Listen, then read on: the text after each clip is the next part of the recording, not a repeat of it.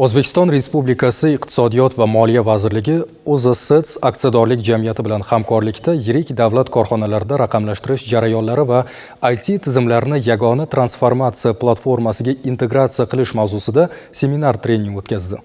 Batafsil muxbirimiz Yulduz Fathullayeva lavhasida tanishasiz. Tadbir doirasida O'zbekistonning yirik davlat kompaniyalari, xalqaro tashkilotlar vakillari hamda xalqaro va mahalliy kompaniyalarning ekspertlari ishtirok etdi. Seminardan asosiy maqsadimiz davlat korxonalarida transformatsiya jarayonlarida raqamlashtirish va IT tizimlarni yagona platformada, yagona transformatsiya platformasida aks ettirishdan asosiy maqsad qilib belgilangan.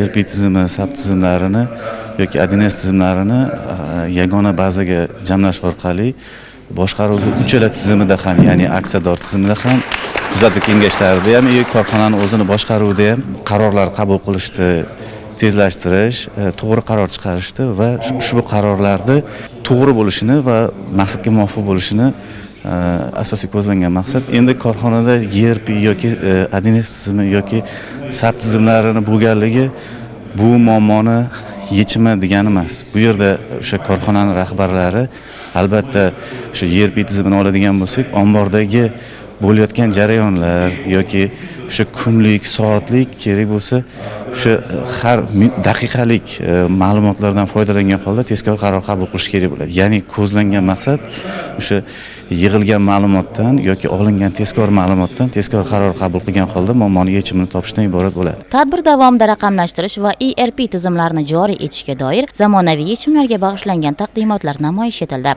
Нам очень приятно находиться на этом семинаре. Men sun'iy intellekt asosida sanoat yechimlarini ishlab chiqish bilan shug'ullanuvchi Shvetsiya kompaniyasi EFC vakiliman. O'zbekiston bilan uzoq muddatli hamkorlikni yo'lga qo'yish niyatidamiz. Bu tomonlar uchun birdek manfaatli, ayniqsa yosh o'zbek mutaxassislari resurslarini, texnologiyalarni rivojlantirish va amaliyotga joriy etish harakatidamiz. Maqsadimiz O'zbekiston bilan hamkorlikda ishlab, bu yerda sanoat IT texnologiyalar sohasida muvaffaqiyatga erishish. Seminar juda qiziqarli o'tmoqda. O'zaro hamkorlik istiqbollari uchun kun tartibini belgilamoqdamiz.